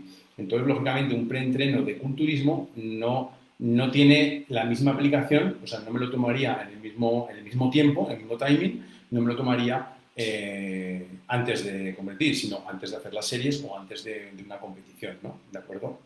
Tener en cuenta...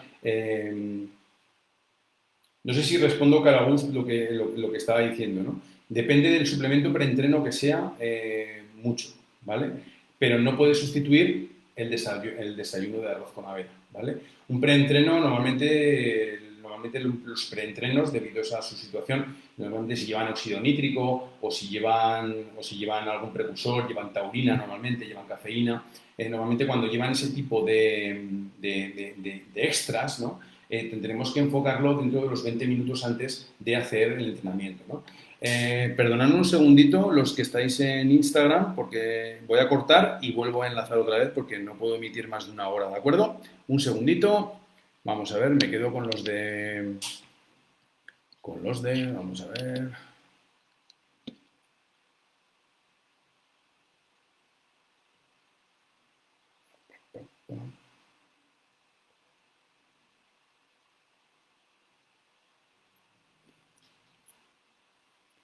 Bueno, pues nos hemos quedado aquí con estos aquí. Vamos a ver, por aquí está Jesús. Bueno, pues aprovecho también para saludar a todos los que estáis por ahí, ¿no? De todos modos, Juan Carlos, si te interesa el tema este, cuando vengas aquí, ¿vale? Lo miramos y le echas un vistazo a lo que dicen las gráficas, ¿no?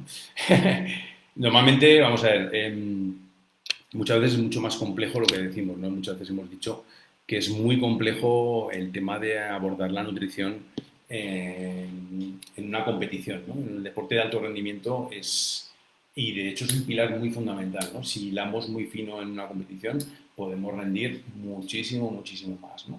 Bienvenidos otra vez, los que estáis de Instagram, ¿vale? Vamos a ver. Lo dicho, ¿no? Nos hemos quedado un poco en la cantidad de de hidratos, ¿vale? ¿Qué tal? Ya estáis por aquí, perfecto. Nos hemos quedado un poco con la cantidad de comida y los preentrenos, ¿no? Hay que decir que depende del preentreno, ¿no? Volvemos otra vez a lo mismo, ¿no? Hay preentrenos, por ejemplo, del tipo Celtech, del tipo donde, digamos, donde pega mucho subidón, un preentreno de gimnasio, ¿no? Donde predomina más la energía anaeróbica que la aeróbica. Entonces ese preentreno, por ejemplo, lo usaríamos los días de series, pero justo cuando vamos a empezar las series. O sea, si nosotros tomamos ese suplemento cuando vamos a hacer un entrenamiento donde la energía va a provenir de las grasas, nosotros estamos metiendo una cantidad de ahí de hidratos de carbono que no vamos a poder emplear, ¿no? No sé si me hago entender. Vamos a ver, fijaros en el fueling, ¿no? Fijaros que el cuerpo humano no es como un coche. O sea, a un coche le metemos gasolina y le metamos más acelerador o menos acelerador, siempre va a consumir gasolina, ¿de acuerdo? Pero en cambio el cuerpo humano, depende de lo que le apretemos el acelerador o lo que soltemos, va a consumir diferentes tipos, ¿vale? Y los diferentes tipos va a ser o glucógeno o va a ser, digamos, grasas, ¿no? Si el cuerpo puede coger el glucógeno a través de las grasas, ¿no? A través de las mitocondrias que realizan ahí sus funciones y tal, y podemos usar a través de las grasas, el cuerpo siempre va a ir hacia lo más económico. Lo que hemos dicho, con eso hemos empezado la charla. El ciclismo es un deporte de ahorro de energía. El cuerpo humano es un ahorro de energía. ¿Por qué suben las pulsaciones en el cuerpo humano? Porque el cuerpo humano quiere grasas y quiere oxígeno para producir ese glucógeno. No quiere coger el glucógeno del músculo. No es cómodo coger el glucógeno del músculo porque crea daño al cuerpo. Por eso nosotros tancalizamos y nosotros subimos nuestro pulso y, de hecho, cuando nosotros pasamos el umbral, el pulso también pega una subida más grande. ¿Por qué? Porque el cuerpo quiere oxígeno. El cuerpo no quiere suplementos, el cuerpo no quiere preentrenos, el cuerpo no quiere...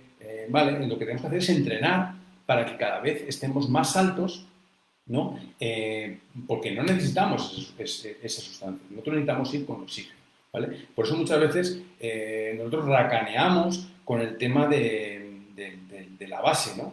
Y realmente la base aeróbica nos va a dar, tengo muchos ejemplos, vamos a ver, y eso es fisiológicamente tal, donde el entrenamiento de baja intensidad es el que después nos va a producir las ganancias, ¿no? Porque nosotros aprendemos a usar los recursos básicos del cuerpo. Por tanto, ya hay mucha gente que cuando sale a entrenar va a tope, a tope, a tope. Entonces, ¿qué se acostumbra? A usar repuestos exógenos. O sea, a usar las barritas, a usar los geles, a usar el preentreno. Entonces, vamos a ver, hay que ser conscientes también con eso de la energía, ¿no? Después, durante el ejercicio, ¿vale? Hay bastantes... A ver si tengo... Es que por ahí tengo vamos a ver, incluso el día antes de la competición, ¿no?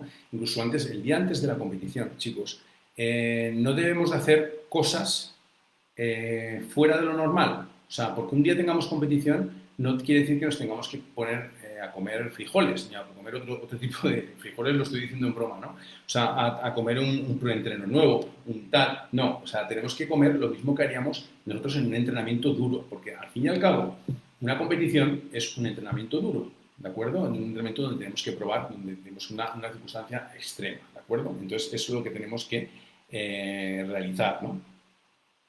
Entonces, lo que pasa es que sí, después también en las competiciones tenemos que ver, digamos, antes y después lo que tenemos que ir metiendo dentro del cuerpo, ¿de acuerdo?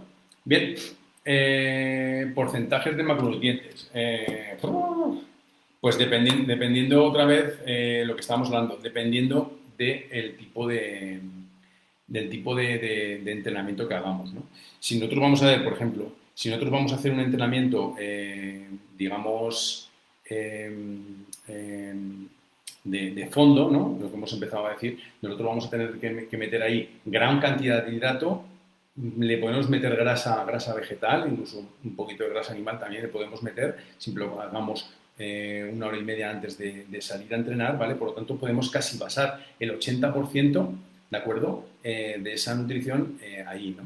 Pero vamos a ver, luego, lógicamente, cuando acabamos de entrenar, nosotros vamos a necesitar recuperar tanto hidratos de carbono, por lo tanto podemos usar carbohidrato rápido para poder recuperar, Juan Carlos, y luego le podemos coger y podemos meter proteína para que a largo plazo esos ladrillos nos los vayan metiendo otra vez dentro del cuerpo, ¿no? Los porcentajes de macronutrientes va enlazado a las calorías que quememos y dónde estamos quemando las calorías, ¿no? En qué zona estamos quemando las calorías. Por eso muchas veces cuando nosotros vemos nuestro Polar o vemos nuestro Garmin, ahí nos puede dar la idea de lo que hemos gastado, ¿no? Y si, por ejemplo, en Polar, ¿no? Cuando sale, ¿no? Hemos quemado de las 1.500 calorías que hemos quemado hoy, pues un 24% han sido de las grasas. Por lo tanto, eso quiere decir que nosotros esa cantidad de grasas las podríamos estar tomando tranquilamente porque nos han venido de ahí, ¿no? Para que lógicamente queremos recortar para bajar nuestro peso, ¿no? Pero sí que hay, dependiendo de la periodización, por ejemplo, vamos a ver. Es que ya encuentro la diapositiva, ¿vale? Mira, por ejemplo, en la fase de preparación, ¿no? Que serían los 2 meses primeros de competición, o sea, de preparación, ¿no? Cuando nosotros hacemos la base aeróbica, ¿no? Si nosotros hacemos, también se dividiría entre moderado, duro y muy duro en entrenamiento, ¿no? O sea, dependiendo ahí, ¿no? Pero, por ejemplo, durante los carbohidratos, por ejemplo, podrían ser entre 5 y 7 gramos, ¿de acuerdo? Por kilo, siempre estamos hablando de gramos con kilo. La proteína, entre 0,5 y 1 por kilo, lo que podríamos meter, digamos, ya no en tanto por ciento, sino en cantidades, ¿no? Por kilo. Y las grasas, entre 0,5 y 1 por kilo, ¿de acuerdo? Pero eso sí, cuando nosotros, por ejemplo, estamos en la fase de preparación, nosotros ya subimos de 5 a 7, incluso a 10, digamos, la cantidad de hidrato, de gramos por kilo de hidrato, ¿vale? La proteína sí que la subimos hasta 1,6, ¿de acuerdo? Cuando nosotros estamos en fase de competición, en fase ya donde estamos haciendo entrenamientos específicos, que hacemos más entrenamientos, digamos, de tal, ya sí que digamos, ya vamos hacia esos 1,6 gramos por kilo, ¿no? Recordar que hay una norma de la OMS, ¿no? Que dice que más de 2 gramos por kilo sería perjudicial, ¿de acuerdo? Entonces habría que tener en cuenta, pero vamos a ver, yo conozco atletas de que están tomando 2,5, incluso 3 gramos por kilo sin ningún tipo de problema y sin ningún tipo, hay que ver también pues, cómo les sienta y cómo tenemos después el análisis sanguíneo para ver si realmente están usando. Hay que decir también que, por ejemplo, en el caso de que un atleta se esté suplementando de una manera ilegal con suplementos ilegales tipo testosteronas, tipo tal, lógicamente vamos a tener que comer más proteína, ¿no? Por lo tanto ya nos podemos ir a esos 2,5 o 3 gramos por kilo porque vamos a necesitar esos ladrillos para reconstruir mucho más fuerte, ¿de acuerdo? Y las grasas pues entre 1,2, ¿no? Y luego en la fase de competición, ¿vale? Ya nos vamos todo pues lo mismo, ¿no? Siempre el carbohidrato siempre va a ser nuestra energía que nos mueve, ¿no? El carbohidrato es, digamos, es la gasolina para poder entrenar. Entonces siempre vamos a ir entre los 5 o 10 gramos dependiendo un poquito de cómo vamos, ¿no? Pero más que de tanto por ciento, la proteína igual, la proteína cuando estamos en fase de transición, en fase ya de periodo de descanso, pues ya nos podemos ir otra vez al 1, 1,5, ¿de acuerdo? Que es más o menos lo que podemos comer. Y la grasa siempre estamos hablando de factores entre 0,1, 1. Pues ya está después cómo digamos, la incluimos dentro del sistema de nutrición nuestro, ¿no? Vale, vamos a ver, aquí nos dice velocidad vertical y su relación con los vatios kilos. ¿Se puede entrenar a base de velocidad vertical si no tiene potencia metro? No. JPP5, la velocidad vertical, yo lo que haría sería entrenar por pulso. El pulso es lo suficientemente fiable y bueno como un potenciómetro, ¿de acuerdo? Entonces, yo la velocidad vertical, no, es un factor demasiado dependiente, digamos, de muchos factores. Digamos que tenemos los factores directos es el pulso y sabemos que el pulso va en función de los vatios, ¿no? Por lo tanto, es una relación directa, ¿no? Cuando estamos hablando de velocidad vertical ya no es una relación directa, ¿de acuerdo? Ya pueden influir muchos más factores, puede ser el viento, puede ser tal, puede ser la rueda, pueden ser muchísimas cosas más. Por tanto, teniendo pulso, yo me iría al pulso. O sea, la manera de entrenar mejor hoy en día es el pulso, ¿no? ¿Qué se puede comer para una contrarreloj si es la primera hora del día, ¿no? Vamos a ver, a una contrarreloj dependiendo de la distancia, ¿no? Pero siempre hay que mirar, por ejemplo, de hacer la primera comida, siempre hay que tenerla por lo menos un par de horas, ¿vale? Para salir más o menos con el estómago vacío y sí que hay que hacer una recarga entre, digamos, un equilibrio bastante entre los que son los carbohidratos. Yo le metería lo que hemos comentado antes, de gramos de carbohidrato, estaríamos hablando de fase de competición, le metería unos 6, 10 gramos por kilo, ¿no? Eso quiere decir que por lo menos, si estamos hablando de 6 gramos por kilo, un atleta de 70 kilos, estaríamos hablando de unos 420, 450 gramos de hidrato, ¿de acuerdo? Pues un arroz, una avena con, ¿vale? ¿De acuerdo? Y siempre le podríamos meter ese factor de 1% de grasas, ¿no? ¿De acuerdo? Y la proteína yo no le metería mucha, le metería entre 0,5 como mucho, ¿vale? Como mucho. ¿Por qué? Porque la proteína va a ser más lenta de digerir, ¿no? Entonces nos puede afectar a la hora después de hacer la contrarreloj, ¿no? Entonces la proteína muy poquita. A lo mejor pues, si hemos tomado algo de grasa, pues si es grasa animal, pues puede ser un queso, pues puede ser un yogur, puede ser la misma leche que le estemos metiendo a los cereales, pues entonces sí que le metemos ese poquito y ya está, ¿no? Y luego después, antes de salir de esa competición, nosotros justo antes de salir, ¿no? Lo que hay que hacer es un fueling, ¿no? Entonces, dependiendo de qué tiempo vamos a hacer, yo lo que haría sería un plan de tanto de hidratación como de fueling, ¿no? Os voy a poner un ejemplo, ¿no? Aquí tengo un ejemplo a mano, ¿no? 4 horas antes, ¿no? De una competición, y que si es de día, o sea, si es por la mañana a primera hora, sería a la hora de levantarnos, nosotros tomaríamos entre 5 o 7 mililitros por kilo de líquido y 4 kilos más o menos, 4 gramos por kilo de carbohidrato para esa competición. Y luego iría 4 horas, 2 horas y justo antes de empezar la competición. O sea, digamos que en intervalos de 2 horas nosotros le estaríamos metiendo ese pico de carbohidrato de 3-5, ¿vale? Y entonces sí que en ese momento, antes de salir la contrarreloj, se supone que una contrarreloj no nos va a ir más allá de una hora, se supone, ¿no? De 30 minutos, una hora, incluso menos, incluso 12 minutos si es un prólogo, ¿de acuerdo? Entonces ahí sí que le meteríamos un preentreno, ¿no? Un preentreno pues minutos antes de salir, dependiendo de la función del preentreno. Tenemos que entrenar ese preentreno también, o sea, cuándo nos hace el máximo efecto, no sé, que llegues a meta y te empieza a hacer efecto el preentreno, ¿de acuerdo? Entonces eso, pero sí que hay que tener tanto la hidratación, ¿de acuerdo? Como ir metiendo pequeñas dosis, estamos hablando de 4 o 2 gramos por kilo, ¿de acuerdo? Antes de eso y hasta 5 minutos antes de la competición le podemos meter ese poquito más de hidrato de carbono, ¿de acuerdo? Siempre teniendo también en cuenta de meterle también con eso sodio, ¿no? Porque el sodio nos va a ayudar para no caer en deshidratación, ¿de acuerdo? Sobre todo cuando calentamos muchas veces de cara a esto, ¿no? Bueno, muy bien. Vamos a ver cómo estamos por aquí. Masterco, el Masterco. Hoy sí que ya sé que es el Masterco, ¿de acuerdo? Bueno, vamos a ver. Pues lo dicho, ¿no? A la hora de una contrarreloj hay que hacer un plan de nutrición, de una competición específica, ¿no? Una prueba de contrarreloj sí que es muy delicada. Si nosotros queremos disputar una contrarreloj, y cuando hablo de contrarreloj puede ser una contrarreloj de una prólogo, de una prueba en línea, tanto el calentamiento como todo hay que tenerlo muy meticulosamente estudiado, como puede ser también el caso de la pista cuando nosotros hacemos una prueba de 5 kilómetros o hacemos una prueba de kilómetros, ¿no? Tenemos que tener todo muy enlazado y con los tiempos, con los timings muy bien establecidos, ¿no?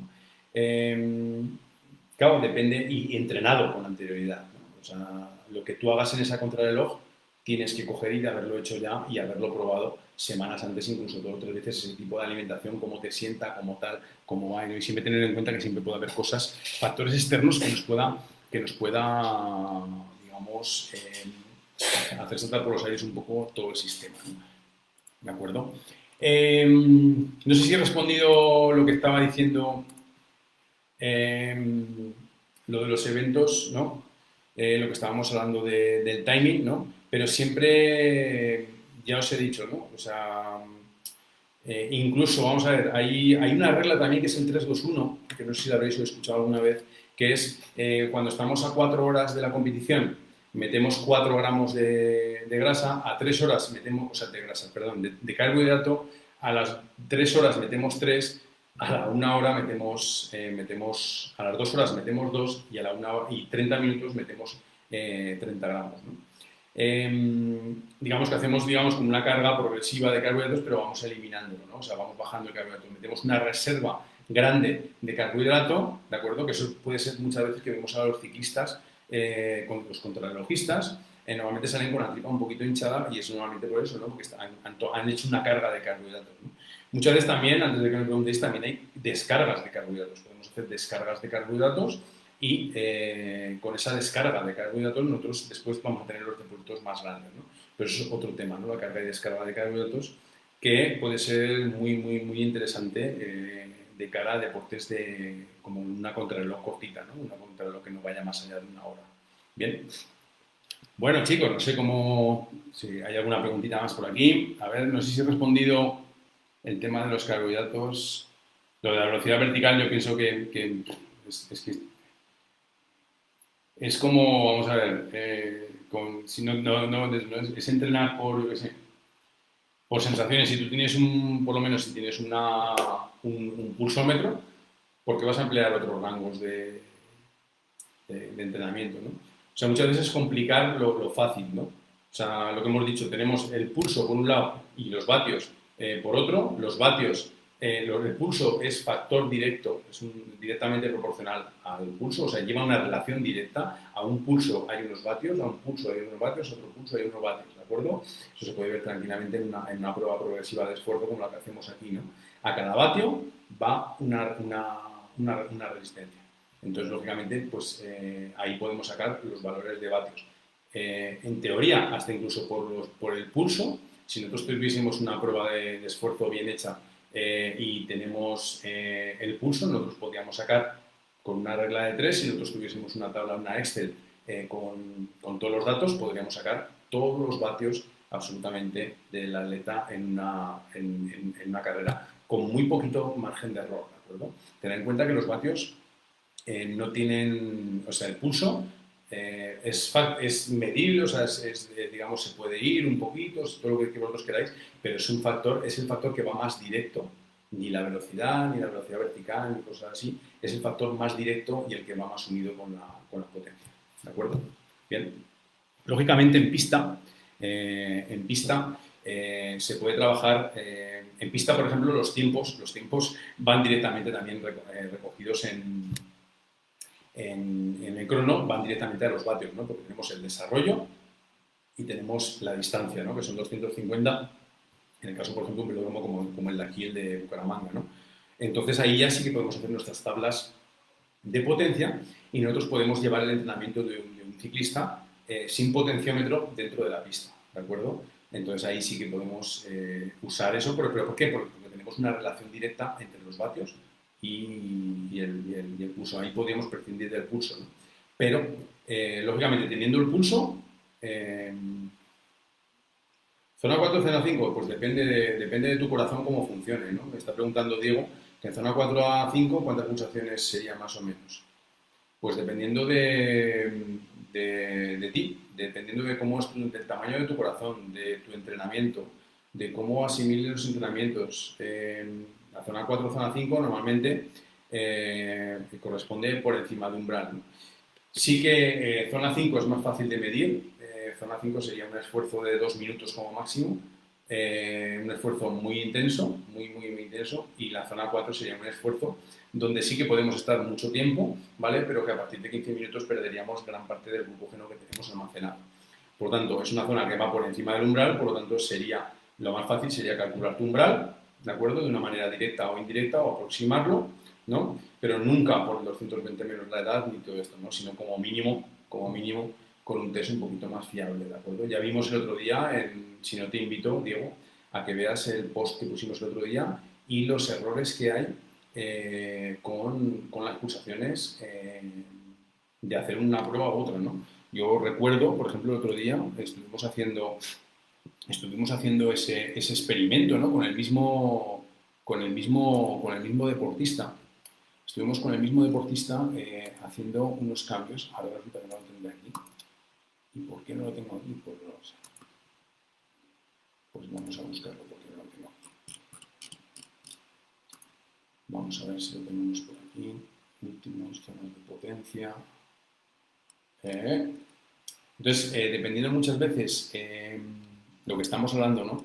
Dependiendo de importancia de la evaluación funcional, a ver si existe, pero no sé qué tal. No, este no es. Estaremos hablando.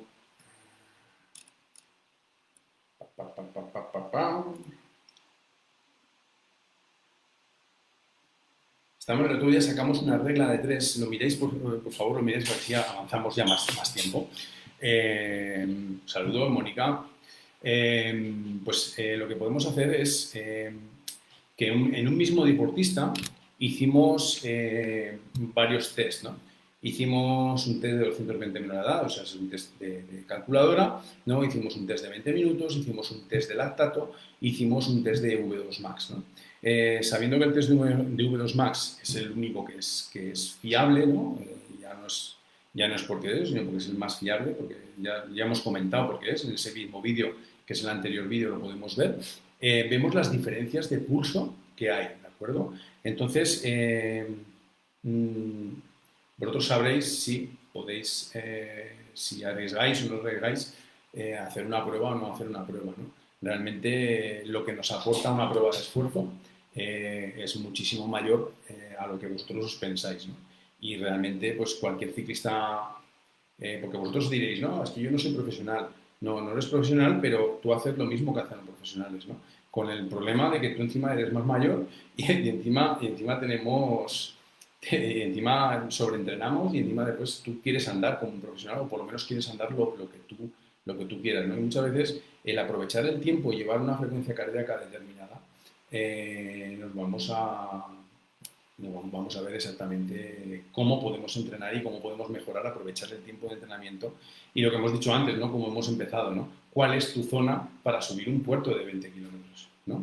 Porque probablemente si tus compañeros aceleran, es probable que si tú llevas tu ritmo, vas a perder mucho menos tiempo cuando llegues arriba, ¿de acuerdo? Entonces, bueno, eso es. A ver, vamos a ver si hay alguna pregunta. No sé si he respondido por aquí en zona 3, Diego. La única manera que hay de hacerlo es o mediante un test, ¿no? Mediante un test de 20, ¿no? Que no sé si hasta qué punto vale la pena hacer 20 minutos a tope para saber esas pulsaciones, ¿no? O, digamos, emplear con una prueba tanto con lactato como una prueba por análisis de gases, ¿de acuerdo? Bien, Diego. Entonces, bueno, no sé por aquí si hay algún tema más. Yo por mi parte, si tenéis alguna preguntita más, lo contestamos rápido y si no, pues si la queréis dejar ahí en el muro, pues tal, ¿no? ¿Vale? Bien. Lo que sí también te diría, Diego, es que normalmente, dependiendo del ciclista, si tú eres un ciclista que andas, ¿no? O sea, que entrenas habitualmente y tal, normalmente las zonas 4 y 5 suelen ser pequeñas, incluso la zona 3, la 4 y la 5 suelen ser pequeñas en pulso para lo que nos marcan los porcentajes de frecuencia cardíaca de un Garmin o de un Polar, ¿no? Normalmente los Garmin y Polar nos están mandando alrededor de un 10%, ¿no? Y normalmente estamos hablando de un 5 o 6% el rango de pulsaciones que puede haber en esas zonas, ¿no? De daros cuenta que normalmente en la Z3 estamos hablando del rango de entre 3 y 10 pulsaciones como máximo, ¿de acuerdo? Lo que es la Z3, porque es una zona próxima al umbral, digamos, que está muy cerquita del umbral, ¿no? Entonces es una zona que no se puede ir mucho más allá, ¿no? No se puede ir un 10% más abajo, ¿no? Y la Z4 es precisamente dependiendo de nuestro entrenamiento, ¿no? Dependiendo de cómo tengamos nuestro sistema de reservas de glucógeno, nosotros vamos a tener una zona 3, una zona 4, perdón, más amplia o una zona 4 un poquito más pequeña, ¿de acuerdo? Normalmente, si sobreentrenamos, nosotros la zona 5 la vamos a tener mucho más grande, vamos a tener incluso un 15%, ¿no? de esa zona máxima más grande y lo que nos interesa es tener las dos, tanto la zona 3 como la zona 4, muy compensadas, muy pequeñitas, porque lo que nos conviene, que ha sido el inicio de esta conversación, es que nosotros nos llegue el cansancio lo más tarde posible. Dicho de otra manera, que nosotros estemos en Z2 la mayoría parte de una competición, ¿no? Porque Z3 y Z4 va a ser cuando nosotros vamos a estar abriendo gas y cuando va a ser el final de una competición. ¿De acuerdo? Bien, pues bueno, espero que os haya gustado. Yo esperaba un poquito más de preguntas de vosotros. Pero bueno, ha estado muy interesante. Las pocas preguntitas que habéis preguntado han estado súper interesantes. A ver, que estáis preguntando aquí Carolina, ¿el laboratorio está en funcionamiento? Sí, sí, el laboratorio está en marcha, ya puedes coger citas, si quieres me mandas un mensaje luego, ¿vale? Y te doy cita, ¿vale? Entonces, sí, estamos prácticamente todos los días, siguiendo todos los protocolos de bioseguridad, lógicamente, ¿de acuerdo? Entonces estamos trabajando ya llevamos unas semanas ya trabajando, ¿de acuerdo? Bueno, pues chicos, un saludo a todos, buena tarde, ahora sí que me voy a tomar el café porque no me ha dado tiempo de tomármelo antes de esto y yo sigo trabajando un poquito, ¿vale? Y cualquier preguntita que tengáis, ya sabéis que podéis hacer cualquier consulta, cualquier tema, la podéis... Edwin, que va un poco tarde, que se acaba de unir, pero bueno, ahora estamos, ¿de acuerdo? Bueno, chicos, un saludo y feliz tarde.